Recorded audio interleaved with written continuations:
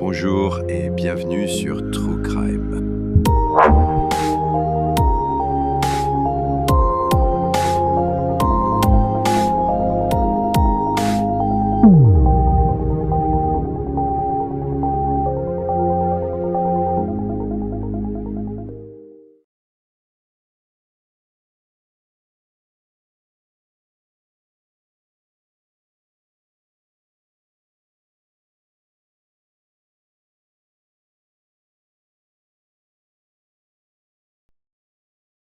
À Toulouse, Bassel et sa famille menaient une existence heureuse jusqu'au soir de juillet 2013, où il est sauvagement assassiné à son domicile par son propre frère.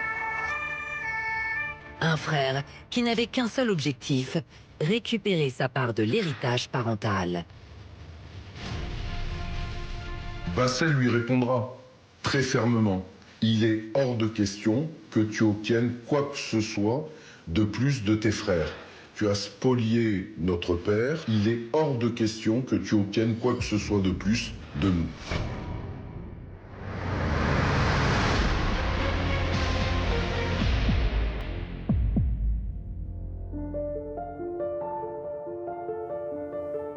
Nous sommes à Toulouse, dans le sud de la France.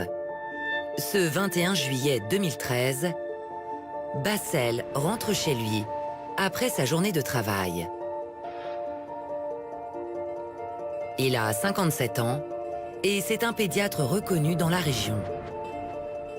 Ses affaires marchent bien, il a une clientèle fidèle, dans sa vie privée tout marche bien aussi. Il forme un couple uni avec Souer, il a 3 enfants, il a une vie rangée, une vie tranquille. C'est un homme très humain qu'on apprécie beaucoup à Toulouse. Cette ambiance familiale, c'était un petit peu comme la petite maison dans la prairie. C'est-à-dire que vous aviez un père très investi sur le plan professionnel et il était attendu dans la joie et dans les rires par toute sa famille. En cette soirée d'été, il reçoit la visite de son frère Hicham, 61 ans. Bassel est un peu surpris, car les deux hommes ne se sont pas vus depuis 2 ans. Ils sont issus d'une famille nombreuse libanaise, dotée d'un capital confortable. Les parents semblent être des parents des notables de Beyrouth qui avaient fait des investissements importants dans des locaux commerciaux ou des immeubles. Les deux parents sont des travailleurs qui travaillent dans la fonction publique à des postes relativement modestes, mais ce sont des gens économes et qui, à force d'investissements judicieux, ont réussi effectivement, au moment de leur retraite, à amasser un patrimoine relativement conséquent. La mère est enseignante et le père banquier. Ensemble, ils ont un petit capital de plusieurs biens immobiliers. Mais leur plus grande richesse, ce sont leurs 6 enfants.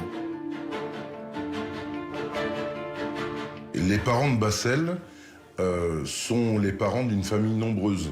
Ils ont 6 enfants et véritablement ces 6 enfants sont le siège de leur fierté, puisque si le premier, Hicham, a réussi des études d'architecte, 4 d'entre eux ont validé un cycle universitaire de médecine en France, quand au dernier, il a réussi à devenir interprète judiciaire.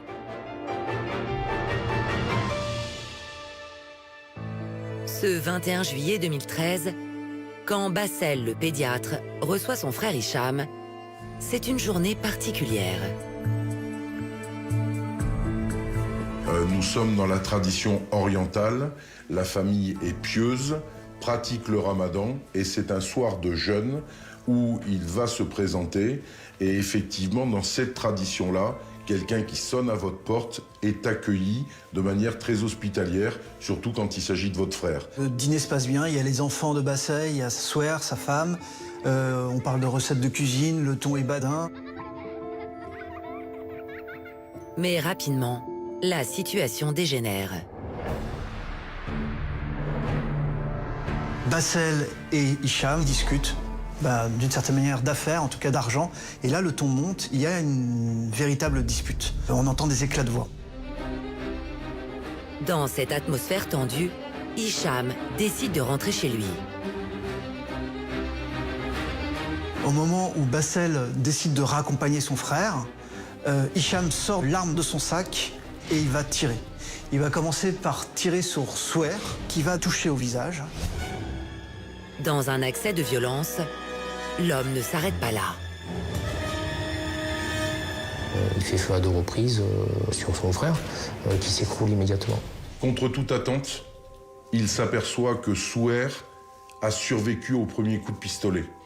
Et donc il va s'approcher d'elle et très froidement tirer à 2 reprises en direction de son visage pour l'achever. Les détonations alertent la fille de Bassel et Souher, qui joue à l'étage de la maison. Sarah va descendre parce qu'elle va être affolée par les coups de feu. À ce moment-là, Hicham va prendre un couteau et il va essayer de poignarder Sarah. La petite Sarah ne devra son salut qu'à un seul comportement réflexe. Alors que son oncle, qui veut la tuer, est au-dessus d'elle, elle a le réflexe de lui asséner un formidable coup de pied dans les parties intimes. Il roule sur lui-même, ivre de douleur. Elle arrive à se libérer de son étreinte. Elle se précipite dans les escaliers pour aller refermer la porte d'une chambre derrière elle et son petit frère. Pendant ce temps-là, la mère, qui a reçu 3 balles de pistolet dans le corps, dont 2 dans la tête, va trouver l'énergie, telle une louve, pour ramper jusqu'à l'extérieur de la maison et aller alerter un voisin afin qu'il donne l'alerte et qu'il appelle la police. Alors, qu'a-t-il bien pu se passer dans cette fratrie en apparence unie pour que Hicham en vienne à vouloir supprimer son frère et tous les membres de sa famille? Serait-il jaloux de la réussite de son frère? Ou s'agirait-il d'une tragique dispute sur fond de conflit d'héritage?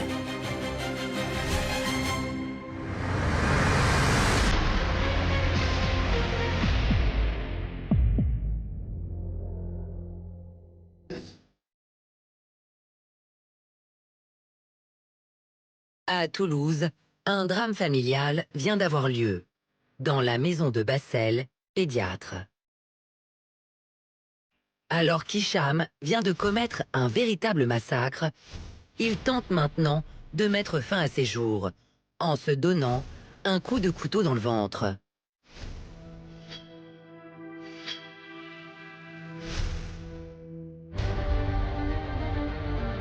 Souher, l'épouse de Bassel, a trouvé la force de s'enfuir pour avertir le voisin.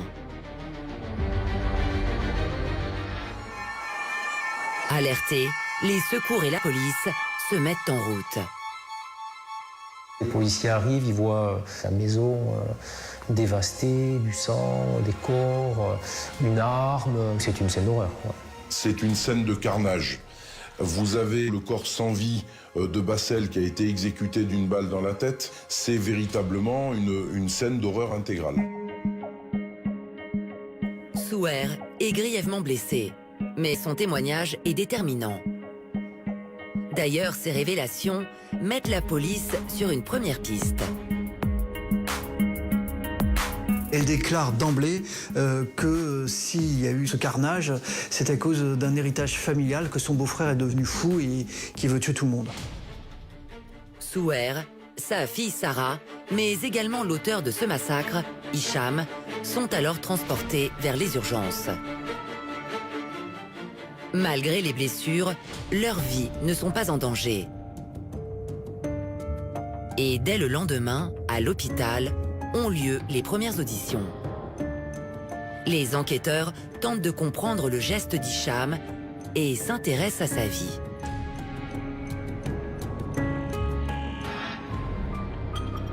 Après avoir obtenu son baccalauréat dans les années 70 au Liban, il a étudié l'architecture et a monté sa société. Il a travaillé à ses débuts sur de très gros projets immobiliers. Puis il va partir dans les pays du Golfe, où là on est en pleine expansion de ces projets immobiliers de grande envergure. Tout se passe bien. Il a trouvé un associé qui est complémentaire. Lui c'est l'artiste, l'autre associé c'est le gestionnaire qui fait les affaires. Le business marche plutôt bien pour Hicham. Et ça se voit. Hicham gagne bien sa vie, il est généreux, il fait des cadeaux, il entretient bien sa famille. Le train de vie de la famille est élevé. La première difficulté qu'il va rencontrer dans sa vie, c'est quand il se sépare de son associé. Parce que lui, il n'a pas vraiment le sens des affaires. Et il va se retrouver livré à lui-même pour faire du business. Et ça ne va pas forcément le réussir. Nous sommes au milieu des années 80. Et la guerre éclate au Liban. Et les affaires d'Hicham marchent de moins en moins bien. Les frères et leurs parents décident de quitter Beyrouth pour vivre dans le sud de la France.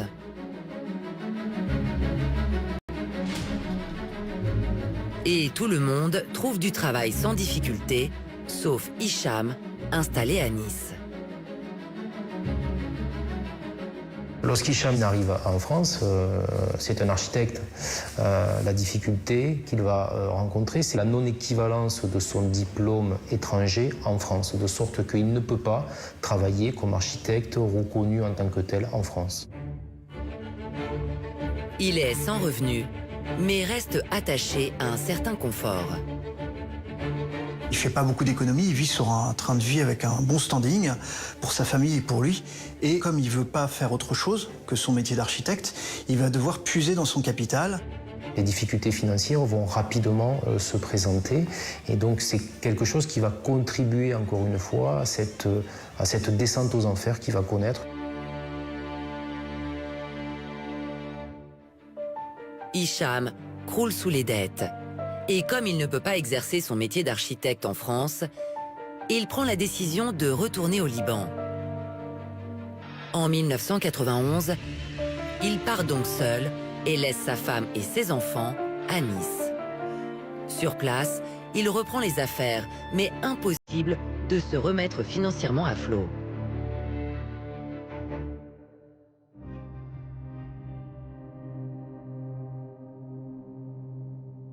Pour la famille, pas question de laisser leurs frères dans la difficulté. Et l'entraide familiale se met rapidement en place. Bassel, par pur devoir, par esprit de sacrifice fraternel, va abandonner la moitié de sa rémunération mensuelle afin de rembourser les dettes de son frère Hicham. Mais les problèmes d'Hicham sont comme un puits sans fond. Malgré 15 000 € de dette, il ne fait rien pour assainir la situation.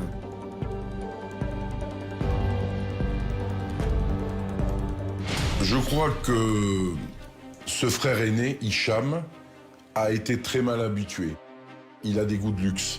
Il aime les belles voitures, il aime les belles femmes. C'est quelqu'un qui se montre dispendieux, à telle enseigne que ses propres ressources ne lui permettent pas de subvenir à ses nombreux hobbies et ses nombreuses dépenses. Durant 14 ans, Bassel et ses frères ont tout fait pour aider financièrement Hicham, jusqu'au jour où il dit stop. Alors les frères décident d'arrêter de l'aider parce qu'ils se rendent compte qu'il multiplie les échecs, qu'il ne tire pas les leçons de ses difficultés et que l'aider, ça ne va pas continuer à l'aider en fait. L'aider, ce n'est pas l'aider. Et donc au bout d'un moment, la fratrie décide qu'il doit se débrouiller tout seul, hein, il doit faire preuve de maturité. Ces problèmes d'argent ont-ils conduit Hicham à commettre l'irréparable? Tiendrait-il son frère Bassel pour responsable de la situation? Et pourquoi l'épouse du défunt parle-t-elle d'un conflit sur fond d'héritage?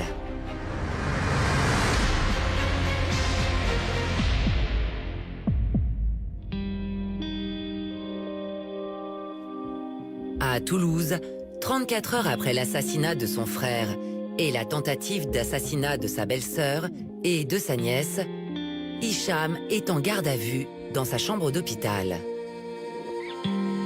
Et là, il va avouer que quand il a compris que Bassel ne lui donnerait plus d'argent, il a décidé de passer à l'acte et qu'il a tiré sur son frère et ensuite sur sa belle-sœur. Mais les enquêteurs découvrent qu'entre les deux frères se joue aussi une histoire d'héritage. En garde à vue, Hicham est quelqu'un qui est capable d'expliquer que il a été tellement spolié que sa colère l'a conduit à commettre l'irréparable. Pour comprendre ce qu'il s'est passé, il faut remonter dans les années 90. À ce moment-là, sans travail, sans revenu, Hicham est dans une situation critique. Alors, les parents décident à leur tour de venir en aide à leur fils. Les parents sont en France et ils veulent vendre leurs biens, parce que justement la famille, à cause de Hicham, a des difficultés financières. Ils vendent leurs biens et comme Hicham est au Liban, ils donnent une procuration à Hicham qui va s'occuper donc de vendre ses biens. Mais à cette occasion, Hicham va révéler une facette insoupçonnée de sa personnalité.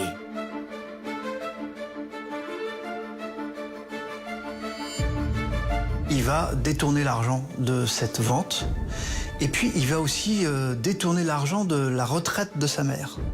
Et en tout, il y aura 100 000 $ qui vont disparaître en fumée. Hicham n'a pas pu résister à l'appât du gain.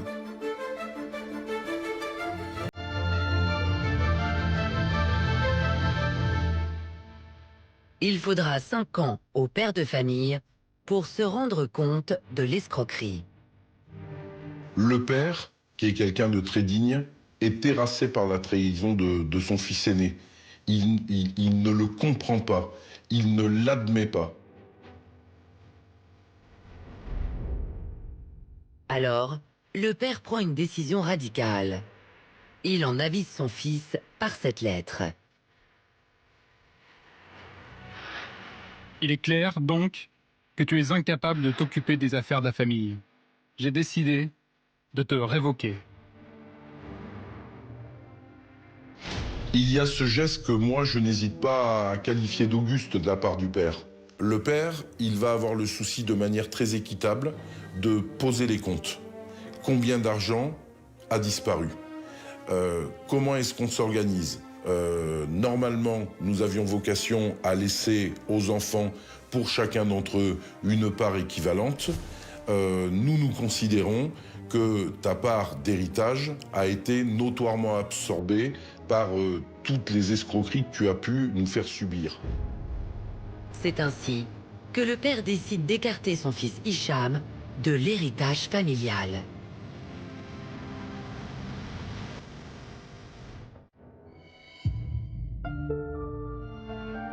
Quatre ans plus tard, en 2001, les parents décèdent. De son côté, Hicham est au plus mal. Il n'a plus de travail, plus de ressources. Sa femme a demandé le divorce. La perspective de l'héritage devient alors sa seule solution pour sortir de l'eau. Et le fait d'en être évincé devient donc pour lui une obsession. Il a la conviction que ses frères l'ont totalement spolié et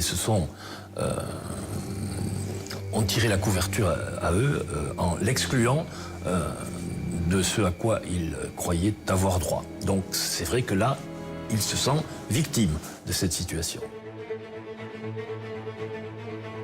Pendant 13 ans, Hicham rumine sa colère et ne cessera de demander de l'argent à ses frères.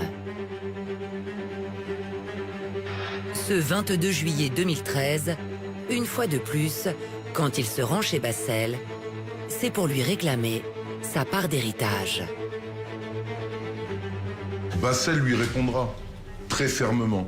Il est hors de question que tu obtiennes quoi que ce soit de plus de tes frères.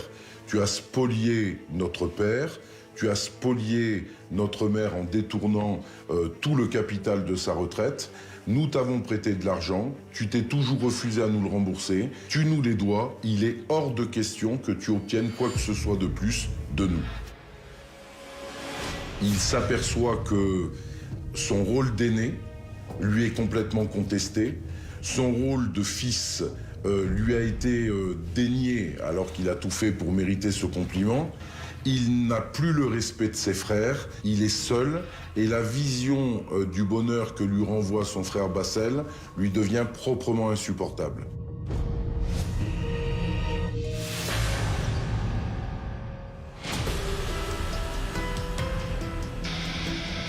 Alors, quelle explication Hicham donnera-t-il lors de son procès? Comment affrontera-t-il ses frères? Et malgré les faits, peut-il encore prétendre à sa part d'héritage?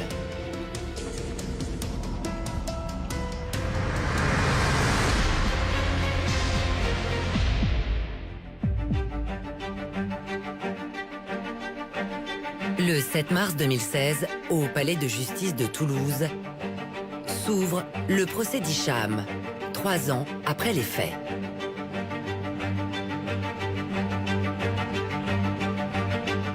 Ce qui frappe le regard dès la première apparition de Hicham, c'est que précisément lui, il est vide d'expression. Il arrive, il est froid, il a les yeux un peu perdus dans le vide et il attend. Il attend que ça commence. Il attend que le président lui pose la première question. Il n'aura pas le moindre coup d'œil en direction de ses frères, qui sont tous présents, et de sa belle-fille et de ses neveux et nièces, qui sont ses victimes. Tout l'enjeu est de comprendre la personnalité de cet accusé, qui n'exprime toujours aucun remords.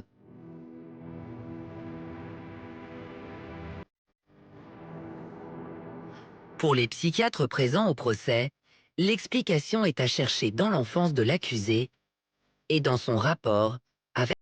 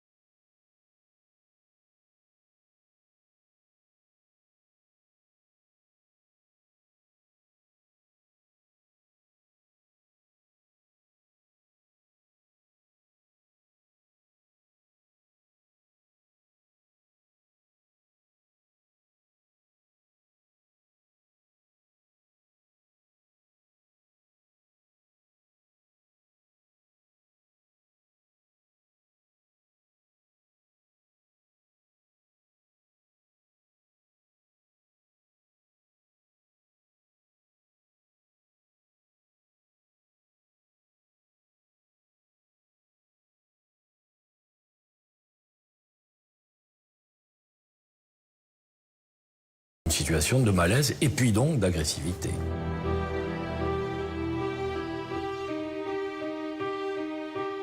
Quand vous êtes immergé dans un dossier de tuerie familiale, quand en réalité votre comportement vous conduit à vouloir supprimer la vie à plusieurs personnes, ça interroge par définition le jury populaire qui a vocation à vous juger. Il sera interrogé. On va lui poser des questions. Et sa réponse à lui, c'est plus une posture que des éléments de réponse dans le détail. Il est victime. le jury suit les arguments de Maître Boguet, l'avocat des parties civiles. Aucune circonstance atténuante n'est retenue.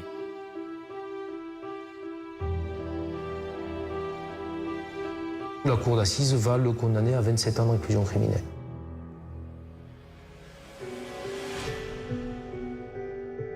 Aujourd'hui, Hicham, 65 ans, purge sa peine de prison près de Toulouse. Il a été condamné à payer des dommages et intérêts colossaux à la famille de Bassel. Et il est définitivement ruiné. On a bien compris qu'il était obsédé par l'argent, en particulier par l'argent des autres. Je crois que ce dossier, ça n'est pas un problème d'argent à proprement parler. C'est un problème de succession, mais de transmission des valeurs morales que ses parents lui avaient communiquées, à lui et à ses frères.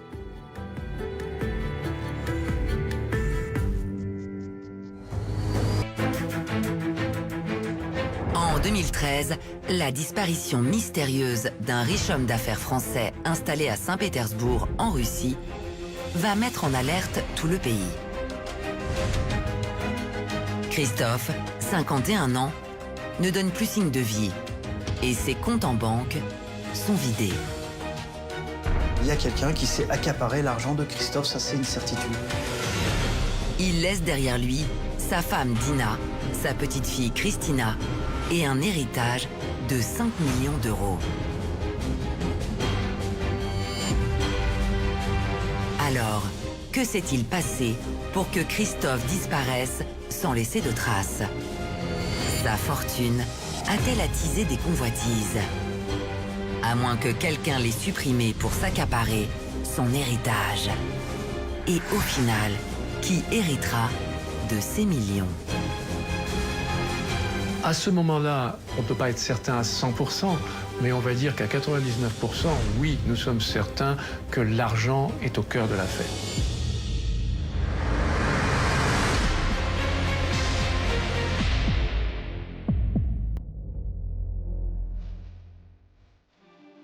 Nous sommes à Paris, à la fin des années 2000. C'est ici que vit Christophe, 45 ans. Originaire d'une famille bourgeoise, il est à la tête d'une petite fortune. Alors Christophe est issu d'une famille d'industriels du nord de la France qui travaillaient autrefois, il y a quelques générations, dans le coton. Financièrement, notre famille était à l'aise puisqu'on avait une entreprise donc familiale, une filature de textile, qui était dirigée par 3 personnes, les 3 frères, c'est-à-dire mon père Christian et ses 2 frères. C'est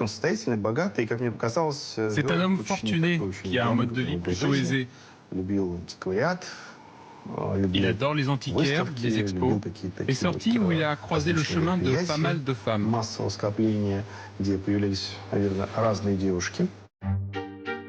Christophe est analyste financier. Il a fait un MBA à New York.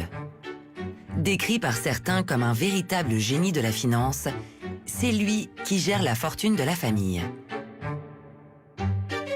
Christophe s'occupait de l'héritage familial parce que Pierre et moi, on n'y connaît absolument rien. J'avais parfaitement confiance en Christophe. D'ailleurs, c'est lui qui faisait nos déclarations d'impôts. Moi, ça me dépasse. D'ailleurs, moi-même qui avais mon portefeuille, un petit portefeuille à l'époque dans une banque, j'avais perdu beaucoup parce que ça avait été mal géré et Christophe me l'a redressé.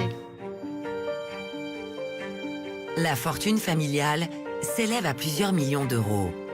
Mais en plus, Christophe dispose d'un très important patrimoine personnel. Christophe avait un appartement à Paris d'une 130aine de mètres carrés, pas loin de l'Étoile. Il avait des actions dans la société familiale et il avait son propre portefeuille plus large, financier, dans lequel il gérait ses actions et les actions de Barbara. Christophe est heureux en affaires, mais il l'est moins en amour. À 45 ans, l'homme n'a jamais été marié et n'a pas d'enfant. Christophe était plutôt quelqu'un de réservé, de très secret. Il cachait sa timidité derrière ce côté réservé. Il n'était pas très doué, c'était pas un séducteur, c'était pas une personne avec du bagou. Christophe souhaitait vraiment fonder une famille, c'était vraiment pour lui un besoin viscéral. En 2008, il rencontre sur Internet une jeune femme qui se prénomme Dina. Elle est russe et elle a presque 30 ans. Rapidement, l'homme de 45 ans décide de la rejoindre en Russie. Christophe finit par rencontrer cette Dina qu'il ne connaissait que sur Internet et ça se passe très bien. Christophe a vraiment un coup de foudre et voilà, donc lui il est sûr de lui, c'est la femme qu'il veut et les choses vont très bien se passer. Christophe donc rencontre Dina en août 2008.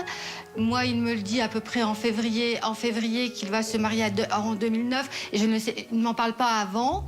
Et quand il m'en parle, je dois avouer que je suis inquiète parce que c'est une jeune femme russe. On a quand même entendu beaucoup d'histoires avec les jeunes femmes russes qui plument leurs époux.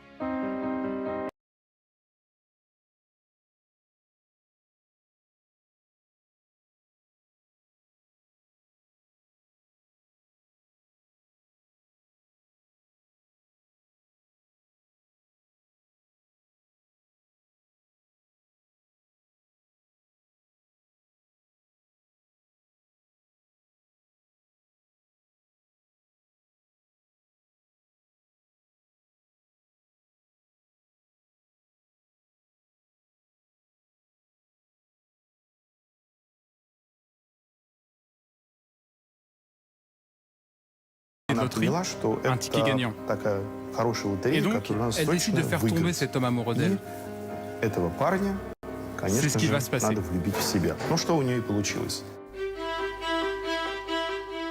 On imagine qu'ils se mettent assez vite en couple ensemble. Christophe devient un prisonnier volontaire. Car, se présentant en disant « j'ai de l'argent et je veux 10 enfants », et l'autre qui dit « je veux de l'argent, s'il a besoin d'enfants, je suis là toute prête », eh ben, l'affaire va se faire rapidement.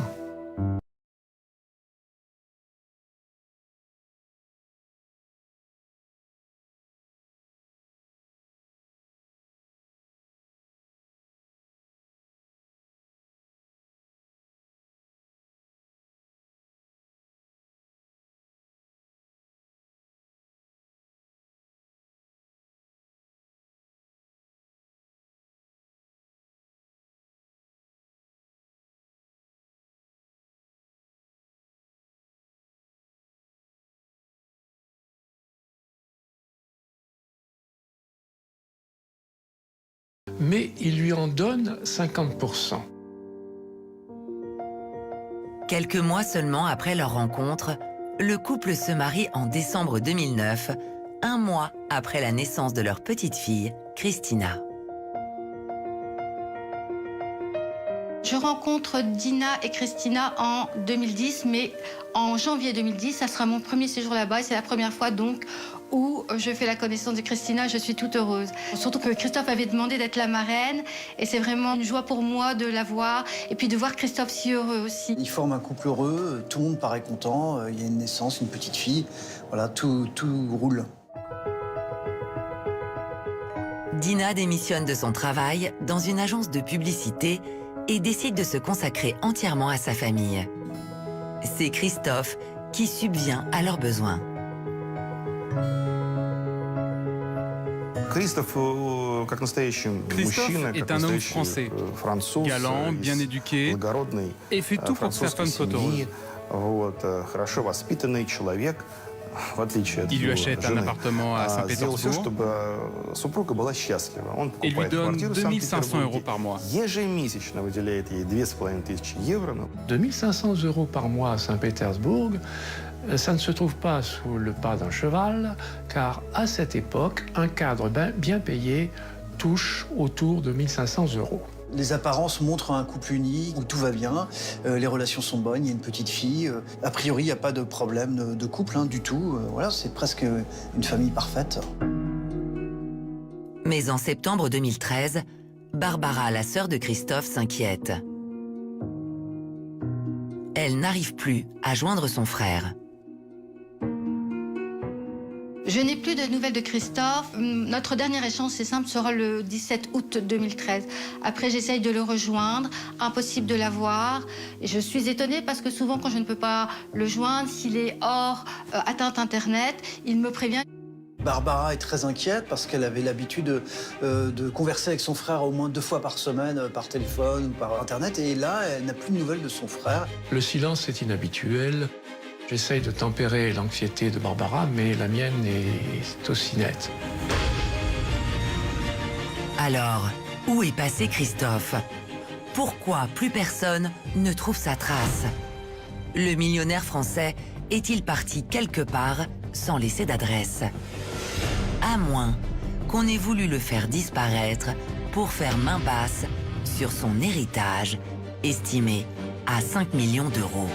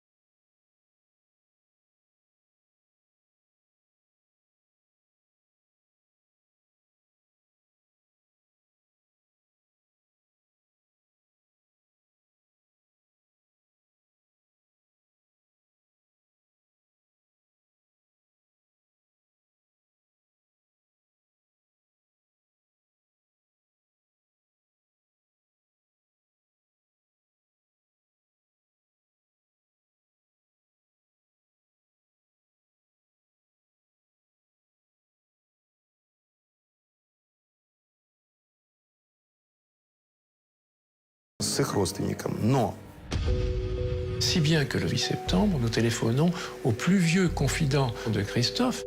On tombe des nues, il nous dit que lui aussi est très inquiet. Il n'a plus de nouvelles de Christophe depuis début août, alors qu'il en avait régulièrement. Son dernier échange, c'est le 1er août, quand Christophe quitte Paris pour aller à Saint-Pétersbourg.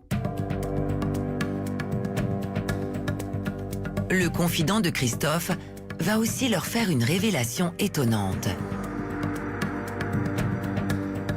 Il annonce notamment que Christophe est séparé de Dina depuis au moins 2 ans. Alors c'était vraiment une surprise pour Barbara, elle ne le savait pas du tout. Paul nous explique qu'ils sont séparés en fait depuis 2011 et que quand il a été chassé, à ce moment-là, il a acheté un appartement. Il l'a acheté dans les 3 semaines. Le couple explique à tout le monde que Christophe a besoin de beaucoup travailler. L'enfant le dérangeait. Donc, ils ont choisi de vivre séparément. En vrai, je pense que rien n'allait plus dans le couple. Donc, ils se sont séparés, mais ont conservé leur mariage. En France, Barbara et Pierre sont abasourdis par ces révélations. Ils cherchent à entrer en contact avec Dina, mais en vain. Ils craignent que l'argent ait causé à Christophe des ennuis. Christophe avait une situation financière qui pouvait attirer des convoitises.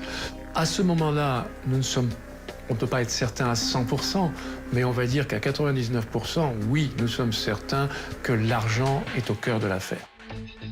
Alors, par le biais de leur avocate, ils signalent la disparition de Christophe aux autorités russes. Au moment où on ouvre l'enquête, la seule chose que nous savons, c'est qu'il a disparu aux environs du 20 août 2013. Et on n'a aucune autre information. On commence les recherches, et quand on pose la question à son épouse Dina, « Savez-vous où se trouve votre mari ?» Elle répond qu'il est parti au Luxembourg.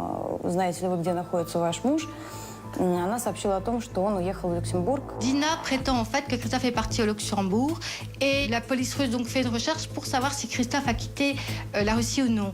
Ils se rendent compte qu'il n'est pas sorti de Russie. On ouvre donc une enquête pour disparition inquiétante.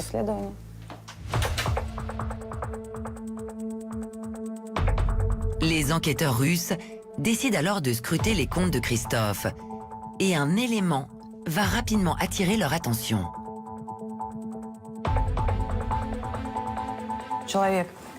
C'est une personne qui a une situation financière très importante. Et les gens de ce genre ne disparaissent pas comme ça sans raison. Et en scrutant les comptes, on découvre le jour de sa disparition qu'il y a eu dans une des banques de la ville une transaction financière en son nom. Il y a quelqu'un qui s'est accaparé l'argent de Christophe, ça c'est une certitude. Les premières informations font état de 1 million de roubles détournés. 1 million de roubles, c'est presque 14 000 €. Mais ce n'est pas tout. En France, Barbara et son mari, de leur côté, constatent eux aussi des mouvements financiers suspects sur leur compte en banque.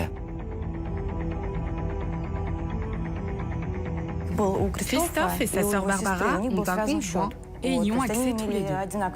Barbara n'arrive pas à rentrer sur son compte car il y a une nouvelle clé de sécurité en fonction qui n'a pas été validée par elle et par Christophe. Christophe gérait le compte. Ils appellent alors leur banque.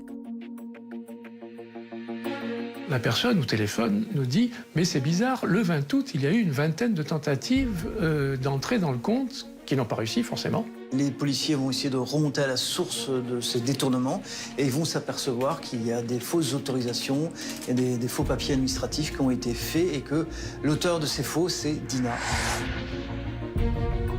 Et Dina ne se serait pas seulement attaquée au compte joint de Barbara et Christophe en France. À l'aide de fausses procurations, elle se serait servie sur les comptes de son mari en Russie.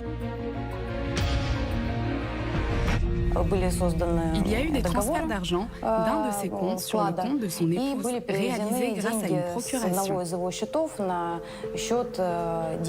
On fait des expertises en écriture et il se trouve que ce n'est pas la signature de Christophe. On a donc affaire là à un détournement d'argent.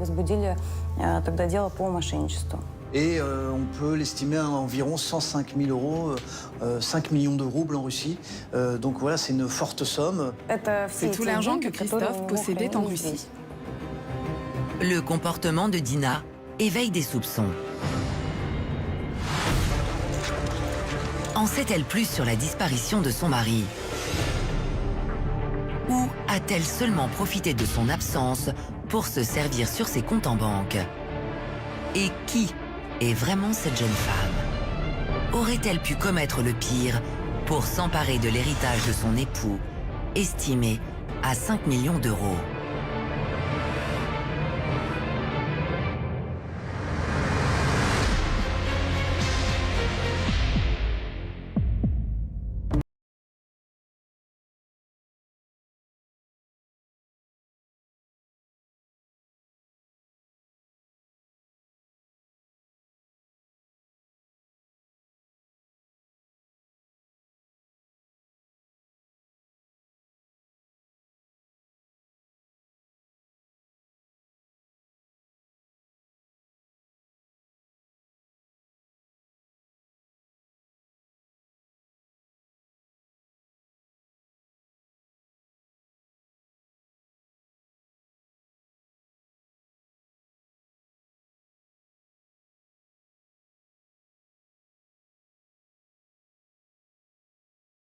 Dans ces SMS, et là, il y a des découvertes qui se font qui sont pour le moins étranges.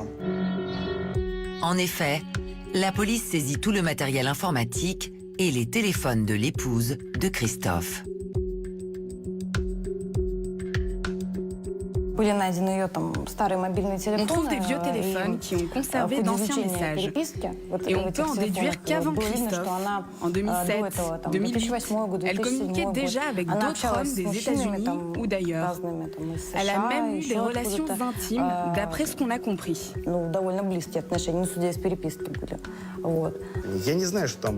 ne sais pas si c'est pour le sexe ou pour l'argent, mais elle a une très très belle collection d'hommes. Elle s'en sert quand elle estime en avoir besoin. Elle joue avec ses amants selon ses propres règles.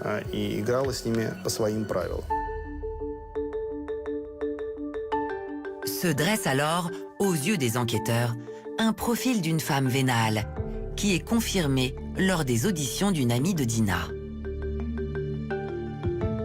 Il y a un témoin, une amie de Dina, Sacha, qui dit que Dina recherchait une proie, c'est-à-dire un homme riche, sans enfants et étranger. Et c'était le cas de Christophe. Pour elle, c'était une proie idéale. Juste avant Christophe, elle fait la rencontre d'un certain Olivier. Lui aussi est originaire de France. Si Christophe est très à l'aise financièrement, Olivier, lui, l'est un peu moins.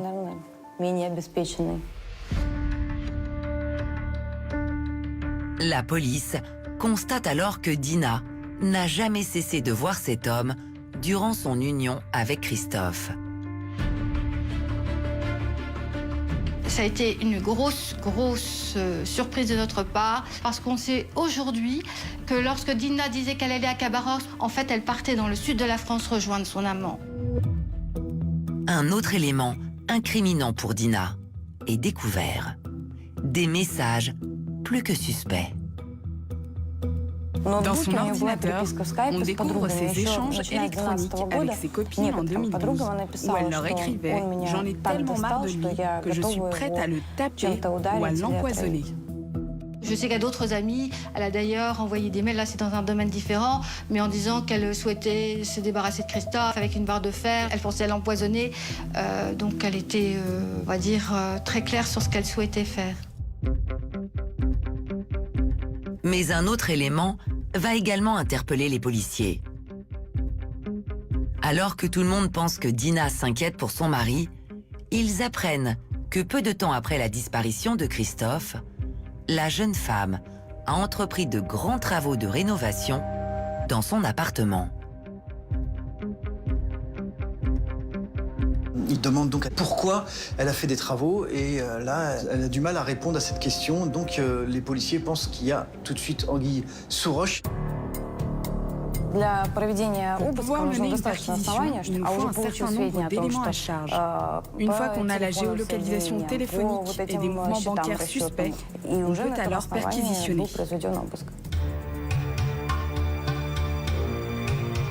Un an après la disparition de Christophe, les policiers ont donc suffisamment de preuves pour mener une perquisition au domicile de Dina. On cherche ses affaires à lui, le moindre indice qui pourrait nous mener à Dina, ou à n'importe quelle personne qui aurait pu commettre le crime. Dina a un comportement très étrange. On sent qu'elle devient très pâle dès qu'on s'approche d'un endroit précis de l'appartement. Les policiers sont intrigués par la réaction de Dina. Quand on soulève le parquet dans l'appartement, elle change de tête. Elle devient toute pâle. Elle comprend alors que c'est fini. En soulevant le parquet de l'entrée, sous les lattes de bois, les policiers retrouvent du sang. On suppose tout de suite que c'est le sang de Christophe. Et quand on voit la tête de Dina, cela nous semble clair. Sur place, on fait un test rapide et on découvre tout de suite que c'était bien du sang humain. Et on apprendra 2 heures plus tard qu'il s'agit bien de celui de Christophe. On est dans un état épouvantable. On sait au fond de nous qu'il est décédé, même si j'arrive pas vraiment à le réaliser, mais on le sait. Mais que s'est-il passé dans cet appartement de l'un des plus beaux quartiers de Saint-Pétersbourg? Qu'est-il arrivé au millionnaire français? Son épouse l'aurait-elle tué pour faire main basse sur son héritage?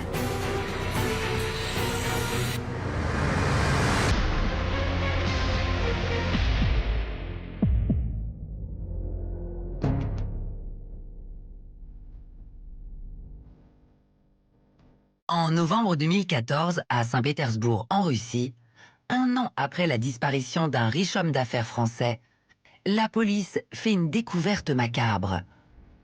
Dans l'appartement de son épouse Dina, sous les lattes d'un parquet, les enquêteurs retrouvent le sang du disparu. Le sang sous le sol de l'appartement de Dina est bien celui de Christophe. Et vu la quantité de sang, il serait logique que Christophe ne soit plus de ce monde puisque ses blessures devaient être très importantes. Le 19 novembre 2014, les policiers placent Dina en garde à vue. On lui explique qu'on la soupçonne du meurtre de son mari. Elle répond qu'elle n'a jamais tué personne et elle ne sait pas d'où provient le sang. Ça, c'est sa première version. Lors des auditions, les policiers découvrent que Dina a effectué à 2 reprises un voyage à Pskov, une ville située à 400 km de Saint-Pétersbourg. Une première fois les 24 et 25 août 2013.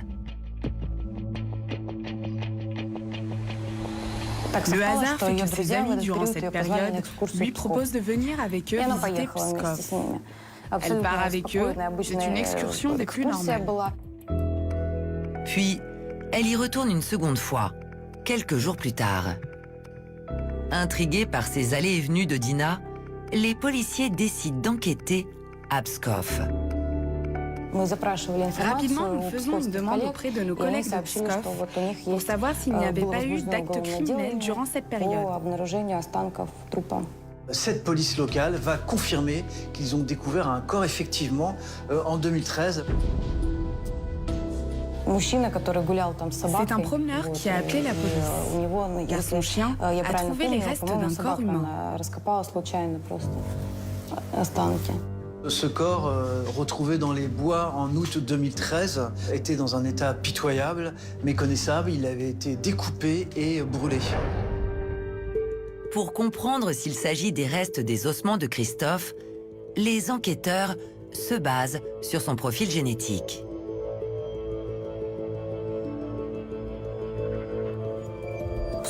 Nos collègues nous transmettent un bref résumé et dedans, il est indiqué que le défunt avait des implants dentaires réalisés à base de matériaux très chers. Christophe avait justement une prothèse dentaire de ce type. C'est comme ça qu'on va faire le rapprochement, c'est le point commun. Et donc, on va identifier Christophe grâce à cette prothèse dentaire. Alors là, le ciel nous tombe sur la tête. Et là, je suis obligé de revenir à la réalité des faits. Les policiers annoncent alors à Dina, placée en détention provisoire, que le corps de son époux est retrouvé. Ils espèrent ainsi obtenir des aveux, mais la jeune femme clame son innocence et donne une nouvelle version des faits.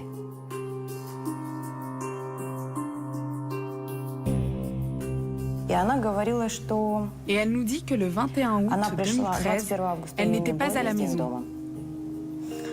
Elle est sortie en compagnie d'une copine et d'autres hommes. Elle a dormi chez quelqu'un. Puis, le matin, elle rentre le 22 août à la maison et voit le corps de Christophe enroulé dans un sac. Et à côté, il y a un certain Vassili. Et il lui dit, tu n'as rien à dire, je suis là parce que je l'ai tué, parce qu'il me devait de l'argent. Et il lui dit, si tu ne m'aides pas à cacher le corps, tu iras rejoindre ton mari avec ta petite fille. Elle dit donc, j'ai eu très peur et je l'ai aidé. Dina explique que ce Vassili serait un homme, un partenaire d'affaires de Christophe. Selon sa version, elle rencontre Vassili lors des expositions d'art. Elle dit qu'il devait de l'argent à Christophe. Donc Dina va raconter aux policiers que pour se débarrasser du corps, il y avait 2 autres hommes. Il y avait donc Vassili qui aurait tué Christophe et puis elle aurait appelé son père, Victor, pour aider à faire enterrer ce corps et à le transporter. Là, on l'a découvert donc dans les bois au sud de Saint-Pétersbourg. Une version des faits qui n'est pas à exclure pour les policiers. Ils se lancent alors à la recherche de ce Vassili. Dina semble même coopérer. Et elle demande à être accompagnée chez elle, car à la maison, elle aurait une reconnaissance de dette de ce Vassili, avec toutes ses informations personnelles. Et elle nous dit, je vous montrerai ce papier et vous comprendrez tout. Les enquêteurs, en compagnie de Dina, se rendent alors à son domicile. Comme le prouvent ces images exceptionnelles, tournées par la police russe. Nous allons avec elle à la maison et elle cherche de façon très convaincante. Mais ne trouve rien. Et Dina dit qu'elle ne retrouve plus ce papier, alors que pour elle, enfin, moi j'aurais gardé ça précieusement, j'aurais mis dans un coffre. C'était sa pièce maîtresse.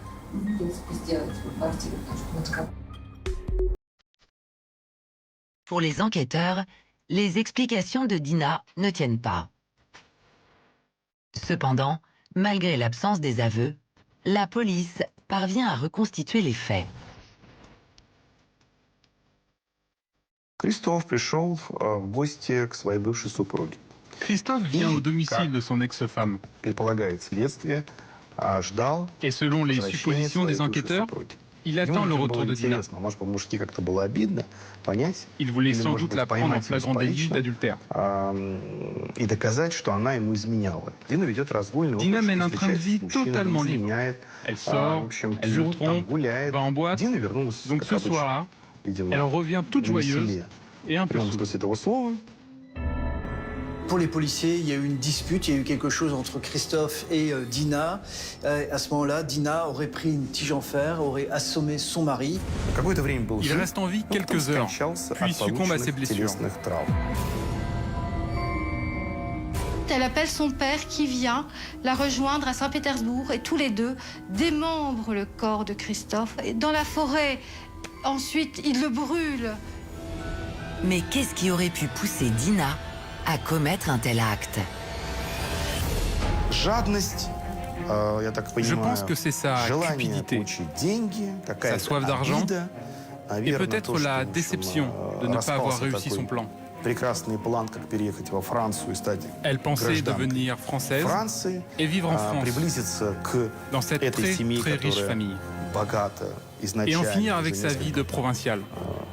столетий, наверное, да, и покончить, наверное, своей с хабаровским таким прошлым. De la То есть pauvreté из à la нищеты, richesse, sans в faire le богатую moindre жизнь, effort. ничего для этого не делая. Vivre en Я France. думаю, что ее план рухнул, потому что Mais son plan ее échoue. привычки изменять, Elle trompe предавать, et il были l'apprend. скрыты, и на этом все закончилось. Поэтому я думаю, что Elle comprend она alors поняла, что que la единственный seule solution шаг qui lui reste или pour capter l'héritage, возможность просто c'est de le получить plumer его et de s'en сбережения, débarrasser. обобрать его и с ним расстаться. La jeune femme est mise en examen et écrouée. Alors, Dina va-t-elle admettre sa culpabilité durant son procès? Et si elle est condamnée, qui va hériter des 5 millions de son mari? Et que va devenir leur propre fille?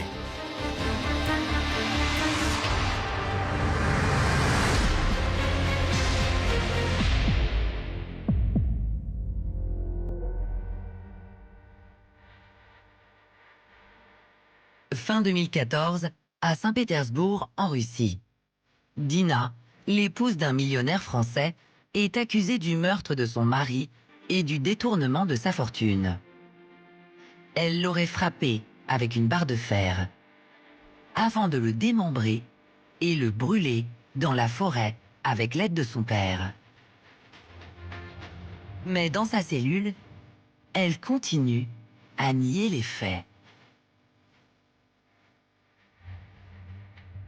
Alors jusqu'au bout, Dina maintient qu'elle est innocente, mais les preuves sont là. Il y a des preuves matérielles contre Dina, il y a le sang, les détournements d'argent, etc. Enfin, il y a quand même beaucoup d'éléments. Et le fait que Dina nie sa culpabilité, ça n'empêche pas la justice de la juger et de la condamner sévèrement. Durant le procès, qui va durer 1 an en Russie, la jeune femme est seule dans le box des accusés. Son père, qui l'aurait aidé à dissimuler, découper et brûler le corps, n'est pas considéré par la justice russe comme complice du meurtre. Le père de Dina ne sera pas présenté devant la justice, car selon la juridiction de notre pays, si un proche apprend un acte criminel après les faits, il n'est pas considéré comme complice, même s'il aide ensuite à dissimuler le corps. Le 25 avril 2016, le tribunal rend son verdict.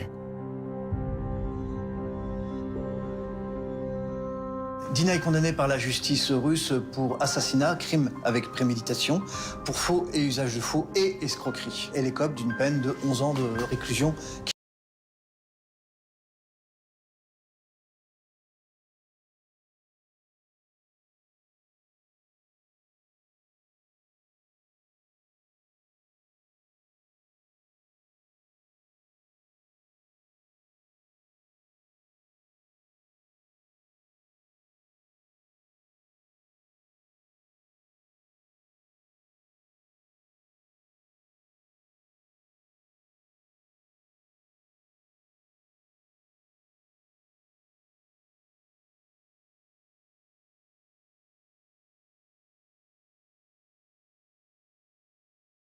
Déjà en tant que marraine, c'est le rôle d'une marraine, quand les parents sont défaillants, de s'occuper de Christina.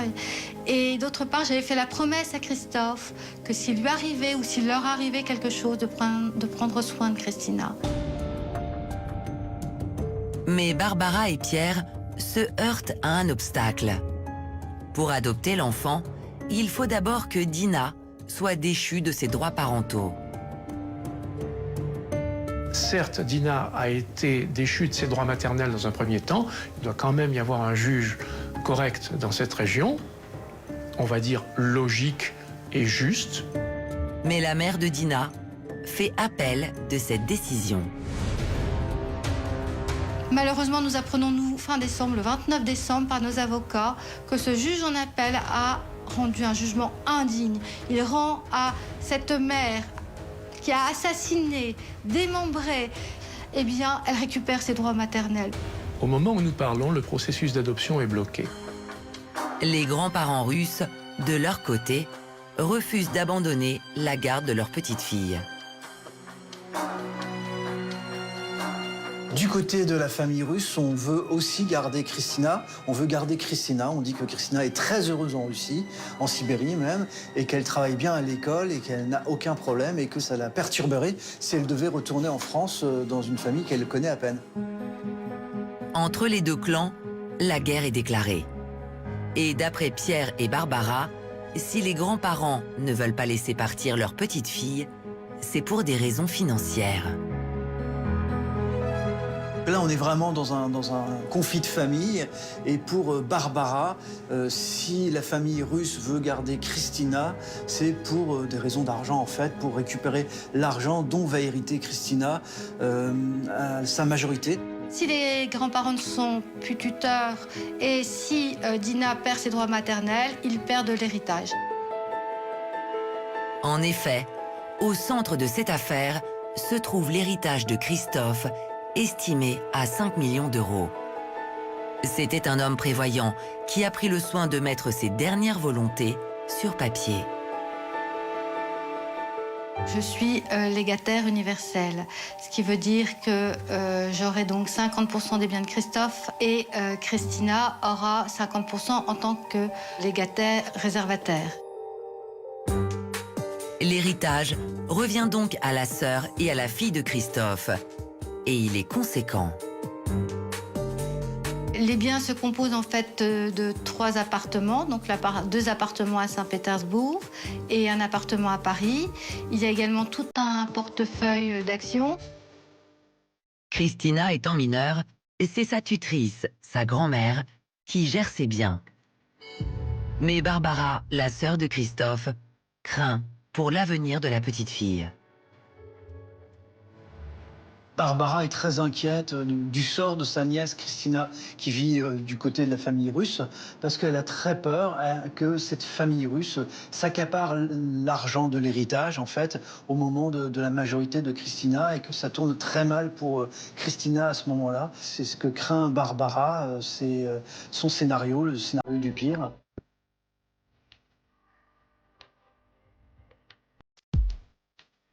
Aujourd'hui, Dina purge sa peine de prison en Russie. Elle pourra faire une demande de liberté anticipée dans 6 ans. Sa fille, Christina, a désormais 10 ans et vit toujours chez ses grands-parents maternels. À sa majorité, la petite fille touchera les millions de l'héritage de son père et pourra alors décider elle-même où faire sa vie.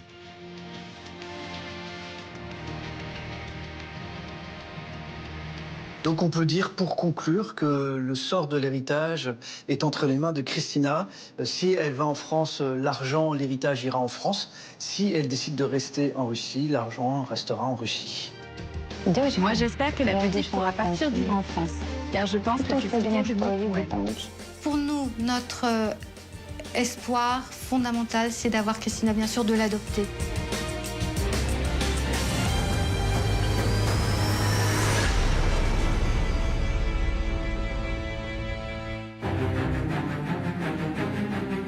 En 1978, à Paris, Sylvia, un ancien top modèle, habite avec Daniel, le plus grand marchand d'art du XXe siècle.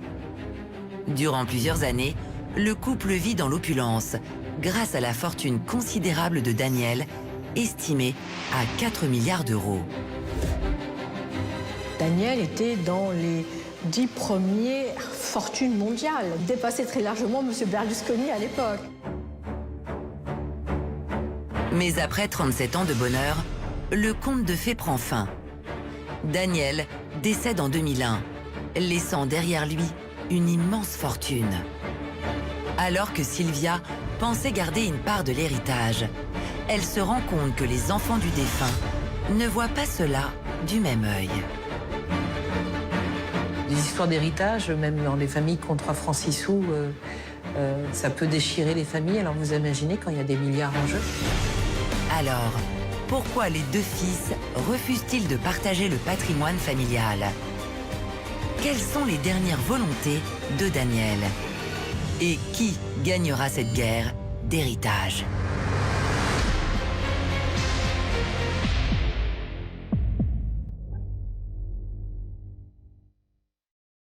Nous sommes en 2001, à Paris. Sylvia, 68 ans, mène une vie de milliardaire. Elle vit dans cet appartement situé dans ce quartier chic de la capitale, avenue Montaigne, à 2 pas des Champs-Élysées. Mais dans sa jeunesse, Sylvia n'a pas toujours connu la vie de princesse. Elle est israélienne et ses premières armes, si j'ose dire, elle les a fait dans l'armée. Et elle était sous-officier, je crois, de Tsahal. Elle a fait une guerre. Donc c'est quelqu'un qui n'est pas une évaporée. Il y avait son côté ancien militaire qui pouvait ressortir de temps en temps. C'est quelqu'un qui savait se battre. Au début des années 60, Sylvia change de vie. La jeune femme s'envole pour les États-Unis et devient top modèle. L'univers de la jet-set s'ouvre à elle. C'est quelqu'un de très agréable, très amusant, qui gravite dans ce milieu un peu people aux États-Unis et en France. L'hiver à Paris, l'été sur la Côte d'Azur, à Monaco. Et donc voilà, c'est une jolie femme, on va dire. La beauté de Sylvia ne laisse personne indifférent. Elle a 31 ans et le jour de la Saint-Valentin, elle rencontre l'homme de sa vie. Il est français, il s'appelle Daniel. Il a 12 ans de plus qu'elle, mais il est surtout le plus grand marchand d'art du XXe siècle. Elle a rencontré Daniel de manière, je dirais, fortuite par des amis, etc. Sylvia m'a toujours dit coup de foudre, amour fou, tout y compte, et oui.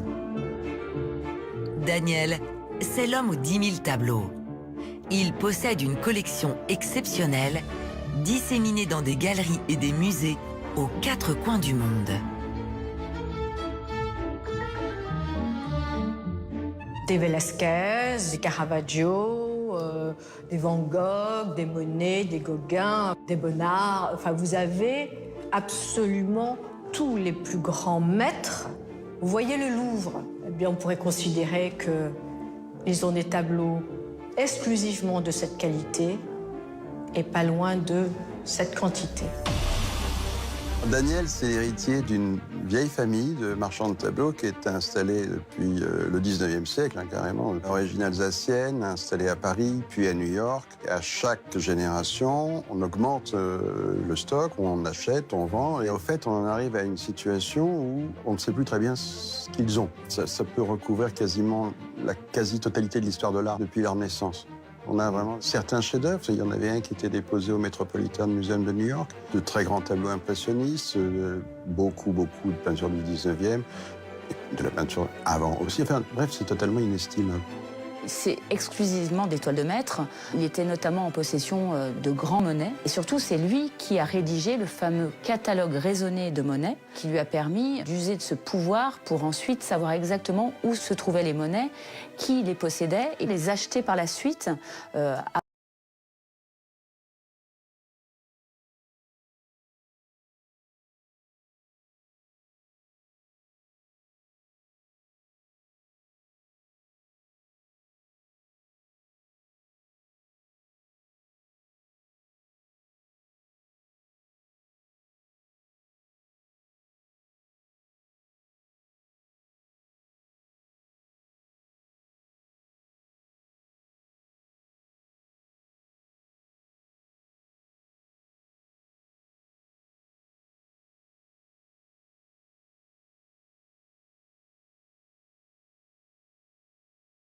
Un des aspects les plus connus de cette fortune, c'est le ranch au Kenya, où la famille allait passer ses vacances de Noël habituellement.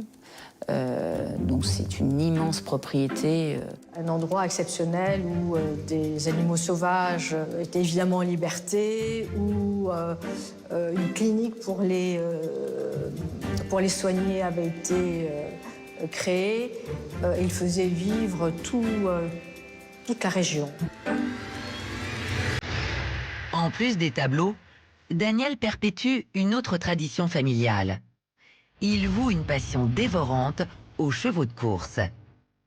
Il possède sa propre écurie, réputée dans le milieu, avec laquelle il a remporté de nombreux prix. Et ce virus des courses, il le transmet à Sylvia. Sylvia aimait bien jouer aux courses, mais pas plus que ça. Et une fois qu'elle a rencontré Daniel, effectivement, ça a été un point commun entre eux, ce goût des courses, ce goût des chevaux. Et elle va elle-même monter sa propre écurie. C'est vraiment un point commun entre Daniel et Sylvia, ce goût des courses. Elle y allait sans arrêt, toutes les semaines. C'est d'ailleurs là que je l'ai rencontrée, à Longchamp. J'ai accompagné sur les champs de course de Vincennes pour voir courir un des chevaux qu'elle avait pu récupérer. Elle m'a même fait parier dessus, j'ai perdu. Pas elle, puisque lorsqu'un cheval arrive, même pas premier, les propriétaires gagnent toujours des sous avec. Ça aussi, c'est un autre monde. Voilà, c'était sa passion.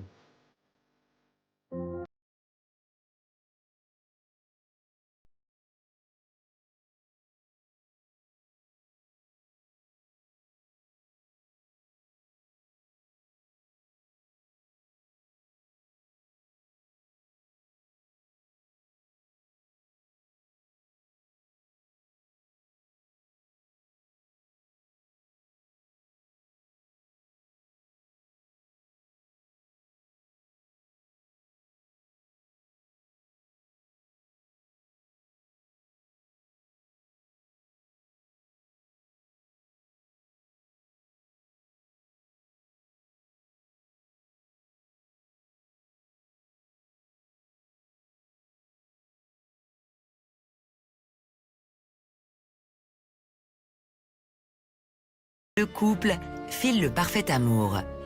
Mais Sylvia doit désormais se faire accepter par les fils de Daniel, nés d'un premier mariage. Alec, 24 ans, et Guy, 19 ans. Elle s'entendait très bien avec Alec, un peu moins avec Guy, parce que Guy, elle a toujours exprimé à tout le monde, pas qu'à moi, qu'il était hypocrite et qu'elle se méfiait beaucoup de lui. Voilà, mais bon, je dirais que dans toutes les familles recomposées, il y a des difficultés. La famille fonctionne en clan, mais en clan d'hommes, uniquement en clan d'hommes. Et ils ont systématiquement écarté les épouses. Le 28 octobre 1978, après 14 années de vie commune, Daniel finit par épouser Sylvia. La cérémonie se déroule à New York, là où réside le couple.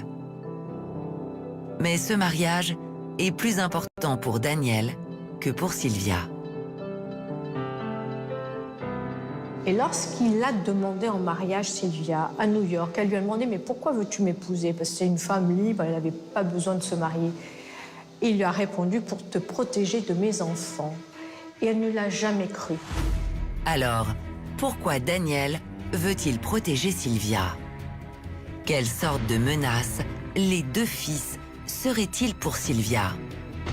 Alec et Guy veulent-ils écarter leur belle-mère de l'héritage de leur père?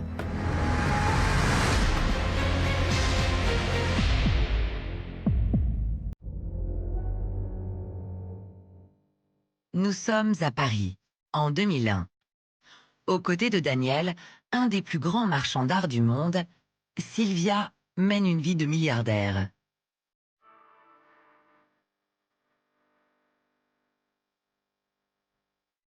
Mais alors que le couple vient de fêter ses 25 ans de mariage, un drame s'abat sur la famille. Daniel est gravement malade et le 30 octobre, il décède d'un cancer. Sylvia apprend la nouvelle par ses beaux-fils. On l'a simplement prévenu par téléphone, c'est pas la peine que tu montes, ton mari est mort. Elle n'a aucun problème avec eux. Mais manifestement, tout de même, de la part d'Alec et de Guy, cette belle-mère devient tout à coup un peu encombrante. Daniel décédé, le patriarche de la famille laisse derrière lui un héritage colossal. Une fortune immense de 4 milliards d'euros. Sylvia, son épouse, doit en toucher la moitié. J'ai prouvé qu'ils étaient mariés sur le régime de la communauté, que donc, à ce titre-là, elle devait avoir la moitié des biens communs. Communauté, ça veut dire qu'elle avait droit à 50% de l'héritage. Mais Alec et Guy font une révélation surprenante à Sylvia.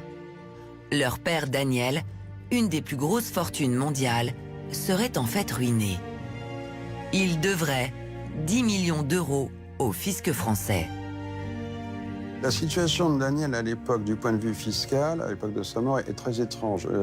Il déclare fort peu au fisc français. Ses revenus de mémoire sont de l'ordre de 4 500 francs par mois. Et la famille a déjà subi quelques redressements fiscaux parce que, quand même, c'était un peu exagéré. Alec et Guy promettent à Sylvia de tout arranger avec le fisc. Et quelques jours après la mort de Daniel, ils convoquent leur belle-mère pour discuter de l'héritage de Daniel. Il serait mort ruiné et surtout, ils lui ont expliqué que si elle ne renonçait pas à la succession, le fisc allait la poursuivre, elle, et que si elle renonçait à la succession, elle ne serait pas poursuivie. Ils l'ont absolument épouvantée pour qu'elle renonce à la succession en lui disant « Que vas-tu faire si un juge d'instruction vient te voir, ils vont te saisir tes bijoux, etc. » C'est, semble-t-il, la raison pour laquelle elle signe, en faisant confiance à ses deux beaux-fils. Sylvia ne s'est jamais mêlée aux affaires de son mari. Et la veuve est un peu perdue avec l'administration française. Et en plus, elle est étrangère. Elle est en France, elle ne connaît pas les lois. Elle a grandi en Israël puis à New York, donc elle a beaucoup vécu à Paris, mais sans jamais, je pense, voir le début d'une déclaration d'impôt, voire même d'un papier officiel de sa vie. C'était pas son job, il y avait d'autres gens qui s'en occupaient pour elle. Elle était totalement dépendante de ses beaux-enfants. Aussi Sylvia renonce à l'héritage de son mari, estimé à 4 milliards d'euros, sur les conseils de ses beaux-enfants. Guy et Alec ont quand même conscience qu'ils ne peuvent pas non plus déshériter totalement leur belle-mère. Ce n'est pas l'objectif, ça ferait scandale en plus. Donc il y a un accord à l'amiable où elle a effectivement quand même 400 000 euros par an de rente. Et il y a aussi l'écurie. Elle conserve son écurie. Donc normalement, tout doit bien se passer parce que 400 000 € par an, ça commence à faire. Avec 400 000 € de rente par an, Sylvia serait donc à l'abri du besoin. Sauf que bon, Sylvia est très dépensière, donc 400 000 € par an, c'est pas tant que ça pour elle. Quand on a eu un train de vie de milliardaire, il s'avère que finalement, parfois, on a du mal à joindre les deux bouts. Sylvia doit aussi déménager. Elle quitte son luxueux appartement avenue Montaigne pour s'installer dans le 16e arrondissement, dans un appartement de 500 mètres carrés. Elle renonce à son héritage, on lui explique que son mari est mort ruiné et qu'elle va devoir une fortune au fisc. Donc ça ne l'étonne pas d'être obligée de changer d'appartement, ça ne l'étonne pas de se retrouver avec des murs nus. Il n'y a plus de tableau, non? Non, une sculpture d'une de ses amies, mais plus de tableau, non? Plus rien. Alec et Guy lui reprennent même un cadeau de Daniel. Une toile exceptionnelle de Pierre Bonnard, le nu rose à la baignoire, estimé à 20 millions d'euros. Le nu rose à la baignoire de Bonnard fait partie des rares tableaux dont Sylvia se souvenait parce qu'il était accroché chez elle, longtemps. Donc voilà, elle s'en souvenait presque autant que de ses chevaux. C'est-à-dire que ce tableau était fait pour illuminer les murs de son salon. Donc elle a vécu pendant des années avenue Montaigne avec ce tableau. Entre les écuries et son train de vie de milliardaire, Sylvia se retrouve très vite à court d'argent. Et elle commence à regretter d'avoir renoncé à l'héritage de son mari. Et d'ailleurs, quand je l'ai rencontrée, elle me l'a dit franchement, elle m'a dit, j'ai été vraiment con, une conne. Je n'aurais pas dû signer ce papier. Je ne sais pas ce qui m'a pris. Ils m'ont embobiné, ils m'ont dit que c'était normal, que si je ne signais pas ce papier, le fisc allait me poursuivre, on devait une fortune au fisc. Ouais, c'était totalement abstrait. Jamais elle n'a parlé d'argent avec son mari. Elle n'en a jamais manqué, elle n'en parlait jamais. Mais quelques semaines plus tard, après avoir renoncé à l'héritage de Daniel, l'avocate de Sylvia fait une découverte étonnante. Son mari n'aurait jamais été ruiné, comme l'ont prétendu ses beaux enfants. Mais il n'était pas ruiné du tout, puisqu'il sa fortune était en Suisse, aux États-Unis, en Angleterre, il y avait propriétés en Afrique, au Kenya, les îles du Vierge britanniques, différentes écuries, différents élevages, des tableaux absolument exceptionnels dans le monde entier. Alors, pourquoi les fils du milliardaire ont-ils menti à Sylvia? Ont-ils voulu spolier leur belle-mère en la faisant renoncer à la fortune de son mari? Et peut-elle encore prétendre à sa part d'héritage?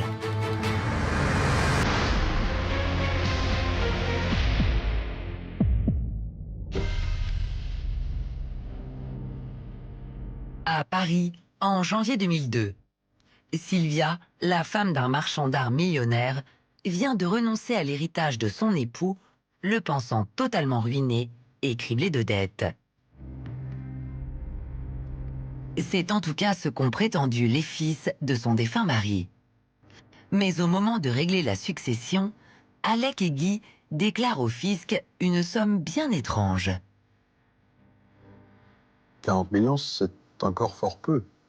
C'est probablement ce qui a été estimé dans l'appartement de Daniel, c'est-à-dire les œuvres qu'il avait chez lui. Voilà. Mais tout ce qu'il avait dans ses dépôts nombreux, variés, il en avait, et on n'a toujours aucune idée. On est bien au-delà. Daniel, que ses fils disaient ruiné, aurait finalement un héritage de 43 millions d'euros. Mais cette somme ne serait qu'une petite partie de son patrimoine. C'est une blague. C'est-à-dire que même leur hôtel particulier à Manhattan vaut pratiquement plus que ça. Par rapport à ce que peut coûter un Manet, un Monet, ils en ont des dizaines. Donc c'est évidemment, ce n'est pas du tout à la mesure de l'empire de la famille. Donc 43 millions d'euros, ce n'est qu'une goutte d'eau dans la fortune de la famille. Il faut bien le savoir. Dans leur déclaration au fisc, Alec et Guy auraient sous-évalué la fortune de leur père. Mais surtout, ils vont commettre avec Sylvia l'irréparable. Elle était propriétaire de 6 chevaux, 6. Et ils ont voulu les mettre dans une structure irlandaise. Et elle ne comprenait pas pourquoi elle n'était plus propriétaire de ses chevaux. Et c'est ça qui l'a alertée. Et elle est venue me voir au tout début pour cela, en me disant, voilà, j'ai des chevaux, je ne comprends pas, structure irlandaise, pourquoi, etc. J'ai fait arrêter le processus, je lui ai dit, vous ne signez pas, j'ai fait arrêter le processus à garder ses chevaux. C'est vraiment quelqu'un qui est vraiment folle de ses animaux, au bon sens du terme. Lorsqu'elle se rend compte qu'elle n'a plus ses chevaux, qu'elle ne peut plus aller les voir, que ça pue à elle, tout simplement, des chevaux que Daniel lui avait personnellement offerts, se souvenait-elle, elle s'en inquiète. Cette fois,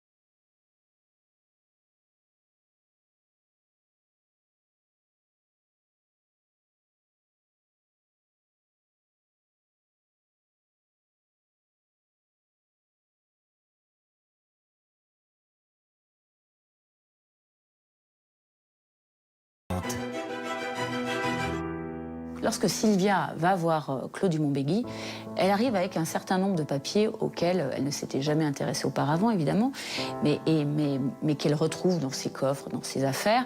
Et parmi ces papiers, il y a notamment une liste de 19 bonnards, listés de la main même de Daniel et donnés à Sylvia nommément, qui font partie d'un trust, ces 19 bonnards, et qui sont d'ailleurs au nom de... Ça s'appelle le Sylvia Trust. Donc c'est évident que ce sont des tableaux qui sont destinés à Sylvia. Sylvia serait donc l'héritière de 19 tableaux, dont la valeur avoisine les 65 millions d'euros. Problème, Daniel les a placés dans un paradis fiscal, un trust aux Bahamas, et Sylvia n'y a pas accès. Un trust, aujourd'hui, c'est une disposition juridique par laquelle une personne propriétaire de quelque chose, par exemple d'un bien immobilier, et décide qu'à un moment donné, une autre personne en deviendra propriétaire. Dans le trust, vous pouvez presque tout mettre. Des œuvres d'art, des immeubles, des valeurs mobilières, tout ce qui est possible et tout ce qui potentiellement a de la valeur peut être mis dans un trust. Autrement dit, Sylvia est bien la bénéficiaire des tableaux, mais leur propriétaire, c'est le gérant du trust. Et sans son accord, Sylvia ne peut vendre aucune toile. Ce trustee, c'est lui le véritable propriétaire. À partir du moment où ça commence à être compliqué entre Sylvia et ses beaux-fils, le trustee s'oppose à la vente des bonnards. Alors, pourquoi Alec et Guy bloquent-ils la vente des 19 tableaux dont Sylvia est la bénéficiaire? Sylvia parviendra-t-elle à récupérer cet héritage? Et où mènera cette guerre entre les beaux enfants du défunt et la veuve?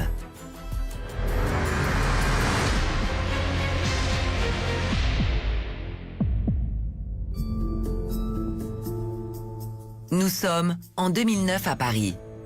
Sylvia, la veuve de Daniel, un marchand d'art milliardaire, a récupéré 15 millions d'euros de sa part d'héritage.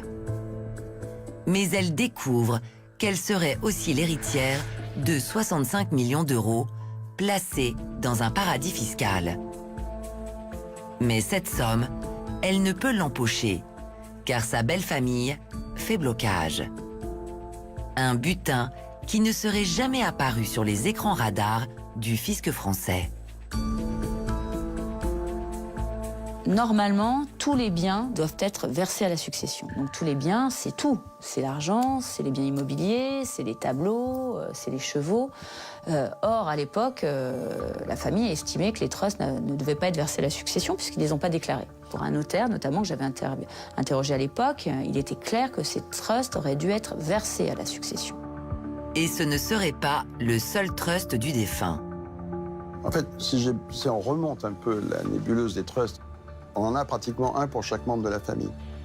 Chaque enfant, chaque épouse a son trust. Les chevaux, on se dit, ils sont dans une écurie, c'est facile. Non, ils appartiennent à une société qui est immatriculée dans un trust en Irlande. Les tableaux, il y en a qui sont dans la zone franche de l'aéroport de Genève, mais d'autres qui sont, sinon physiquement, du moins administrativement, localisés aux Bahamas. C'est une nébuleuse, personne ne peut s'y retrouver. Avant 2011, on pouvait considérer, enfin même toujours aujourd'hui d'ailleurs, que le trust est une entité qui pourrait servir à favoriser ce qu'on appelle l'évasion fiscale. En 2008, Alec, l'un des fils de Daniel, décède à l'âge de 68 ans. Mais Sylvia reproche toujours à Guy de lui avoir dissimulé une immense partie du patrimoine familial logé dans des trusts. Et en juillet 2009, elle porte plainte. Le parquet de Paris ouvre alors une enquête pour abus de confiance. Et en allant voir Claude Dumont-Béguy, son avocate, Sylvia ne savait peut-être pas qu'elle allait ouvrir la boîte de Pandore. Elle pensait juste pouvoir négocier une rente un peu plus importante, récupérer ses chevaux et trouver un accord à l'amiable. Mais ce qu'elle ne savait pas, c'est que sa nouvelle avocate, Claude Dumont-Béguy, ne fait pas partie de ses rails et que c'est quelqu'un qui est un peu prêt à tout et qui va peut-être pas respecter les règles comme le ferait un bon avocat sur la place de Paris, un ténor du barreau qui aurait trouvé un arrangement. Elle va y aller. Et l'avocate de Sylvia va enquêter aux quatre coins du monde. En 2009, elle découvre au Metropolitan Museum de New York une toile qui aurait été dissimulée au fisc après la mort de Daniel. Le joueur de luth de Caravage. Une toile du XVIe siècle dont la valeur est exceptionnelle. La valeur pour certains experts, c'est entre 80 et 100 millions pour un tableau. Mais aujourd'hui, lorsqu'on voit d'autres tableaux de Caravage qui sont identifiés et qui seraient mis en vente au-delà de 120 ou 125 millions d'euros, nous sommes dans des proportions absolument astronomiques. Donc, vous voyez, un tableau. Est-ce que vous pouvez capter l'immensité de cette fortune? C'est quelque chose de, je crois, qui est très difficile finalement d'appréhender. En voulant récupérer l'héritage de son mari, Sylvia a mis à jour un vaste système de fraude fiscale au sein de sa belle famille. Une grande partie de la fortune de la famille est dans ces trusts, mais moi je n'ai eu accès qu'à certains de ces trusts. C'est-à-dire que même l'avocate, on ne peut pas savoir s'il n'y a pas d'autres trusts ailleurs. Ensuite, il y a une enquête fiscale qui a démontré qu'il y avait qui a découvert d'autres trusts. Mais par définition, c'est un monde très opaque.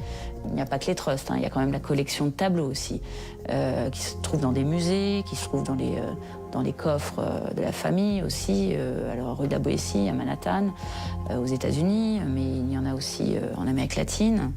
Il y en a au Japon. Et à partir de là, ça la dépasse, Claude Dumont-Béguy aussi, à mon avis, à un moment donné. C'est-à-dire que c'est pas parce qu'on découvre que la famille est en possession d'un certain nombre de tableaux que ces tableaux doivent nécessairement faire partie de la succession de Sylvia. Entre Sylvia et sa belle famille, le torchon brûle. Elle revendique sa part d'héritage.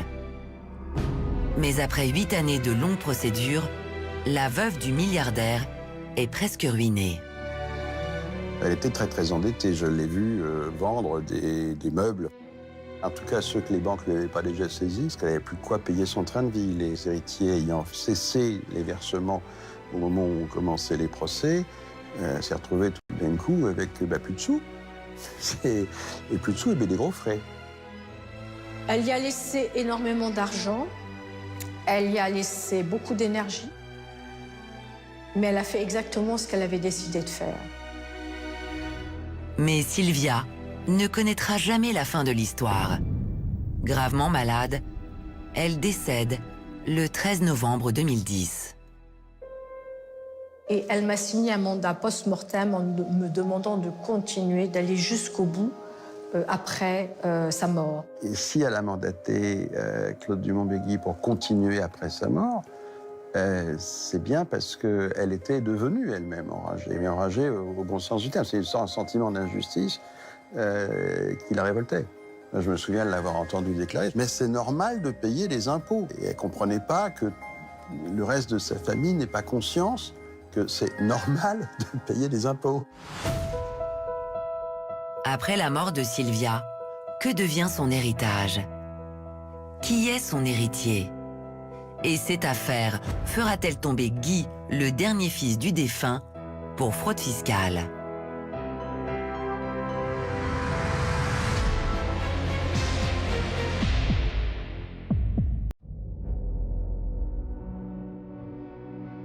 Nous sommes à Paris, fin 2010. Sylvia, la veuve du grand marchand d'art du XXe siècle, vient de décéder. Mais avant de s'éteindre, elle a porté plainte contre sa belle famille pour abus de confiance. Elle s'estime gravement spoliée dans l'héritage de son mari. Daniel était milliardaire et Sylvia n'a touché que 15 millions d'euros après son décès. Mais quelle somme aurait dû lui revenir? Elle aurait hérité en gros de réserves nécessaires pour un avocat, de l'ordre de 300 millions d'euros. Cet héritage faramineux reviendrait aujourd'hui à la sœur de Sylvia. C'est elle que la veuve désigne avant sa mort comme sa légataire universelle. Mais cette dernière ne va pas toucher un centime. En échange d'un chèque considérable de la part du fils de Daniel, elle aurait en effet renoncé à l'héritage. Vous imaginez, lorsqu'on a une fortune comme cela, il est facile d'arranger les situations. La belle famille semble avoir gagné la partie. Mais la plainte de Sylvia, déposée pour abus de confiance, a prospéré. Et en janvier 2017,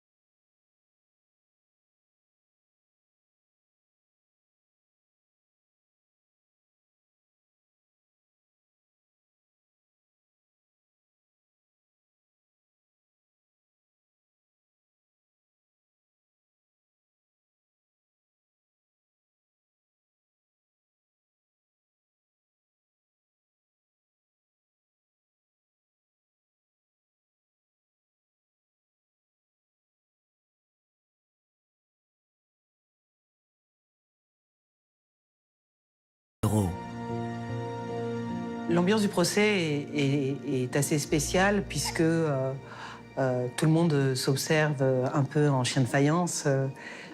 On va faire venir des experts parce que bien sûr, c'est un dossier de famille qui fait vibrer, bien sûr, comme toutes les affaires d'héritage et de famille, surtout quand des millions sont en jeu. Mais c'est aussi un dossier très technique et qui va être observé très attentivement par toute la place financière, puisque c'est aussi le procès des trusts. Mais le procès va tourner court, car les avocats de Guy vont se servir d'une faille juridique. En effet, à sa mort, aucune loi n'encadrait les trusts. Toute l'ambiguïté du dossier, elle est là. C'est-à-dire que vous avez une loi en 2011 qui demande justement de déclarer ces trusts et donc d'en déclarer les biens et de déclarer si vous en héritez. Or, Daniel, le patriarche, meurt en 2001 et l'affaire commence en 2008-2009. Donc les juges vont dire votre affaire était prescrite. En fait, vous avez fait votre déclaration, la loi n'existait pas encore. Il y a un principe juridique, c'est qu'on ne peut pas condamner quelqu'un sans un texte législatif ou réglementaire. Après plusieurs jours de procédure, le président du tribunal reconnaît une claire intention d'évasion fiscale. Pourtant, il prononce un verdict qui va faire polémique. Il commence comme ça. Le président, au moment du délibéré, au moment de la lecture du jugement, va dire « Ma décision peut heurter le sens commun ». Et effectivement, la relaxe générale va surprendre tout le monde. Tout le monde. Toutes les parties, même les banques et les notaires, ceux qui les avaient aussi aidés ou géré leur montage étaient poursuivis, tout le monde a été relaxé, confirmé en appel. Aujourd'hui, le verdict a été confirmé en appel, mais le parquet s'est pourvu en cassation. Le fisc réclame de son côté 550 millions d'euros aux héritiers de Daniel.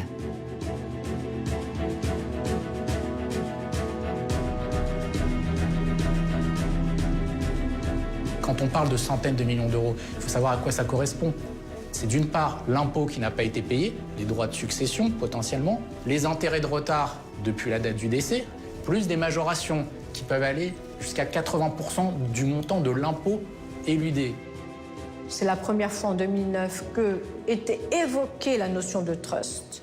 Et donc nous sommes effectivement dans le cadre d'une situation absolument exceptionnelle. Sur le plan financier, nous dépassons toutes les limites de ce que nous pouvons nous imaginer en termes de fortune.